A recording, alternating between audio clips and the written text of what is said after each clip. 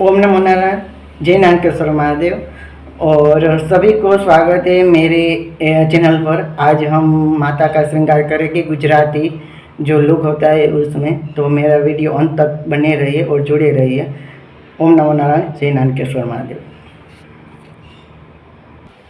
आज माता का श्रृंगार में हम पहनाएंगे बांधनी साड़ी और महादेव जी को पहनाएंगे इस प्रकार का जो केड़िया बोला जाता है गुजराती में। उस प्रकार से महादेव को हम श्रृंगार में सजाएंगे। जब भी आपका मन उदास हो, हताश हो, मन में कई प्रकार के विचार के विभंजना में आप घिरे हो, तो शांत मन से कोई देवी देवता का मंदिर हो या घर में जो पूजा पाठ का आप स्थान रखे हो, वहाँ पर बैठकर 5 मिनट माता का जो आपका इष्ट देवता है उसका ध्यान धरिए। आपके मन की सारी समस्याएं, जो मन में जो भी क्रोध विकार, मन में जो भी प्रश्न उद्भवते हैं, उसके लिए आपको एक मार्ग मिल जाएगा। भगवान के समर्पित हो जाने से मन को शांति मिलती है। हमारे जीवन में जो भी परेशानी चल रही है उससे बाहर निकलने का एक रास्ता मिल जाता है। भगवान को आप समर्पित करोगे, भगवान से नाता जोड़ोगे, तो भगवान स्वयं आपको राह दिखाने कोई न कोई स्वरूप में अवश्य आएंगे। भक्ति करना इतनी आसान भी नहीं है और इतनी कठिन भी नहीं है। बस मन शांत होकर एक चित्त से भगवान को समर्पित हो जाए, आपके सारे कार्य ऑटोमेटिक दूर हो जाना और सारे कार्यों में सफलता प्राप्त हो जानी शुरू हो जाएगी। आपके बारे में और परिवार में कोई भी आपके दुश्मन हो, कोई भी आपके बारे में बुरा भला कहे, उसके बारे में मत सोचो। सिर्फ भगवान के बारे में सोचो, भगवान की पूजा पाठ अर्चना करने में सोचो। भगवान का जो नित्य कर्म आपने चालू किया है उसमें आपको कभी खंडित न हो, ऐसा भाव रखकर भगवान के कार्यों में आप स्वयं चले जाएंगे तो आपके मन को और आपका जीवन ही सार्थक बन जाएगा। जो भी जीवन में आपकी विडंबना है वो दूर हो जानी शुरू हो जाएगी।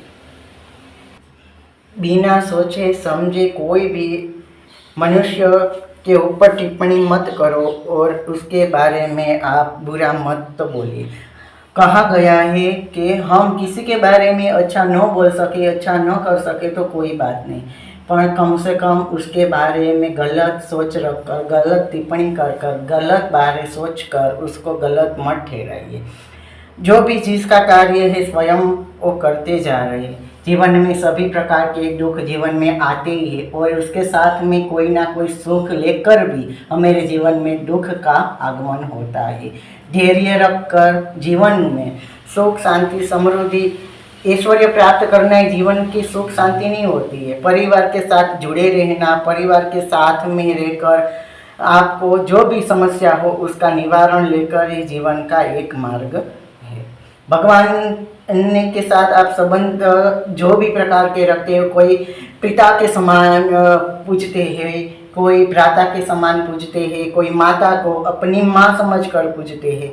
इसी प्रकार में कोई मनुष्य का संतान होता है, उसके बारे में आप गलत बोलते हो तो स्वयं उसके पिता को जितना दुख होता है उतना ही दुख महादेव या पार्वती, कोई आपके आराध्य देव, कोई इष्ट देवता हो, जो भी संबंध में आप उसको संबंधित कर पुकारते हो, उसी बारे में वैसा ही दर्द, उसी तकलीफ स्वयं भगवान को भी होती है। इसीलिए किसी के बारे में गलत टिप्पणी कर उसको गलत मत ठहराइए, क्योंकि ऐसे आदमी को तो बिल्कुल आप परेशान मत करो। उसके बारे में बार बार उसको हरदूत मत करो कि उसके पास ऐसी कोई भी आपके पास बात करने को और बात समझाने को शक्ति न हो। वैसे भोले भाले आदमी के साथ स्वयं भगवान अदृश्य समान, अदृश्य शक्ति के स्वरूप में हल पल उसके साथ रहते हैं। कहा गया है ना कि जिसका कोई नहीं होता है उसका स्वयं भगवान होते हैं। इसलिए भगवान के साथ आप इतना संबंध में जुड़ जाइए, जो भी आप कार्य करेंगे, जो भी समस्या होगी उसका निवारण आपको अपने आप ही मिलना शुरू हो जाए। जीवन में कोई भी गलत ऐसा कदम भी मत उठाओ कि ताकि आपके परिवार को, आपके आने वाले संतान को और आपके समाज को भुगतना पड़े। एक बार भगवान के समर्पित होकर उसके चरणों में जाकर स्वयं सौंप दीजिए अपनी जात को, और जीना चाहते हो तो भगवान के लिए जियो। आपका मार्ग स्वयं भगवान आकर स्वयं मार्ग की दुविधाएं दूर कर कर आपको सच्ची राह दिखाने स्वयं आएंगे ही आएंगे, उसमें कोई शंका का स्थान नहीं है। माता पिता से बढ़कर इस जगत में कोई नहीं है, इसलिए माता पिता की सेवा करिए। माता पिता की जो भी इच्छाएं होती है, वो उसकी ज़रूरियात होती है, स्वयं पूरी करिए। अपने आप, आपके आराध्य, आपके कुल देवता, आपके पितृ सारे आपके ऊपर कृपा दृष्टि बनाए रखेंगे। आपके कार्य में ऑटोमेटिक बदलाव आना शुरू हो जाएंगे। जिसके परिवार में वृद्ध होते हैं वो स्वयं खुश होते हैं, उसके घर परिवार में देवी देवताओं का, पितरों का आशीष सदाई रहता ही है। अब हमने माता के केश निकाल लिए थे, अब केश लगाएंगे। और माता का आज हम खुले केश में श्रृंगार करेंगे।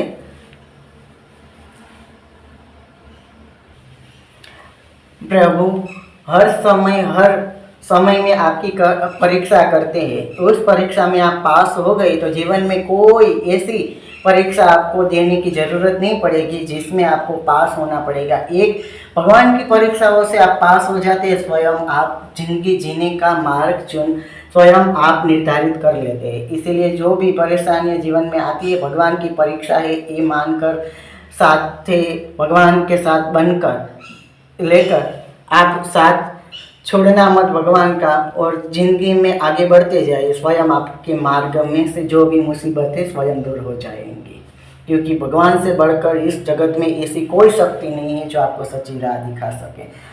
जैसे हम हवा है उसको महसूस कर सकते हैं पर देख नहीं सकते, वैसे ही भगवान की शक्ति ऐसी अदृश्य शक्ति है, हम उसको महसूस कर सकते हैं पर उसको देख नहीं पाते।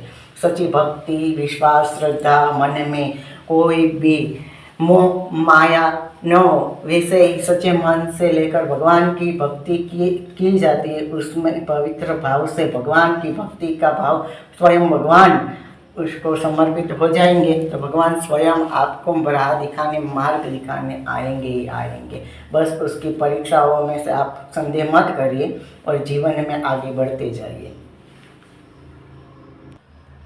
लगाव रखते हो मनुष्यों के कोई भी संबंध में तो आगे जाकर आपको दुख ही दुख प्राप्त होते हैं। इसीलिए भगवान में प्रीति लगाकर आप जिंदगी जीना शुरू कर दोगे तो भगवान आपका मित्र बनकर, आपका सारथी बनकर, जैसे आपके जीवन में सारे संकटों का नाश कर कर भगवान आपके जीवन में सुख, शांति, खुशी, हरियाली जैसा माहौल बना लेंगे। ये माता रानी का श्रृंगार हो गया है, अब हम भोलेनाथ जी का श्रृंगार कर रहे हैं। श्रृंगार हो जाने के बाद मैं आपको वीडियो के माध्यम से दिखाऊंगा। स्वयं भगवान कोई भी वस्त्र पहनाते हैं तो बहुत ही अस्थिर, सुंदर और मनोहर रूप में दर्शन देने के लिए विराजमान रहते हैं।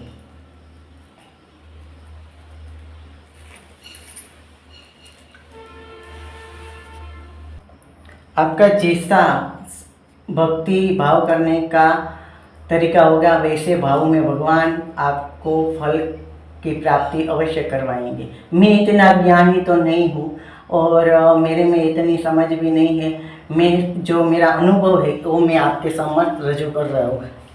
मेरे जीवन में जो भी बदलाव शुरू से लेकर जो भी कठिनाइयाँ परिस्थिति आई है उस सारे मुसीबत में मैंने भगवान के साथ जुड़े रहकर उसके साथ से बातचीत कर मेरे साथ समस्या का हल ढूंढा है और भगवान ने कोई ना कोई अदृश्य स्वरूप में, कोई अदृश्य शक्ति से लेकर आकर मेरी सहायता अवश्य की है।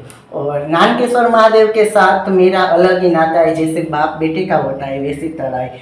हम कभी मैं मंदिर पर आता हूँ तो जैसे स्वयं मेरे से बातचीत कर रहे हो ऐसा ही भाव होता है। एक दिन मंदिर न आ सकूँ तो मन में हलचल जैसी मच जाती है कि भगवान मेरी राह देखकर बैठे होंगे, पूजा पाठ आज नहीं हुई है।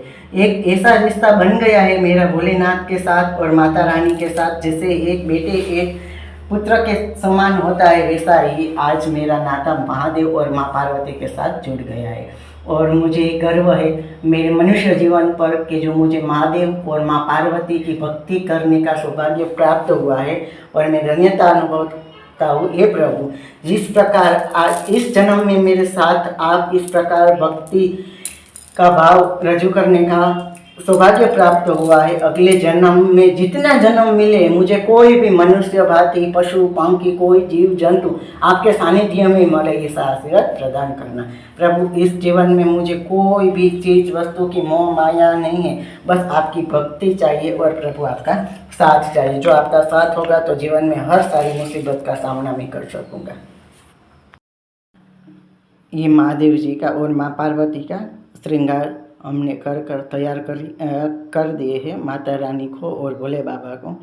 गुजराती स्टाइल में मैंने श्रृंगार किया है, जो बन सका इसी भाव में मैंने भगवान की भक्ति करने का और भगवान का श्रृंगार करने में प्रयास किया है। इसमें कुछ भूल चूक हो जाए तो मुझे क्षमा कर दीजिएगा।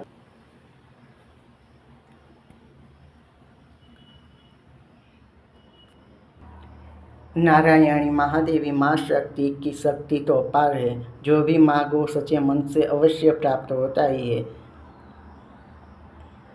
हे माँ जगजननी जग पालनी, सदा ही कृपा दृष्टि आप बनाए रखना।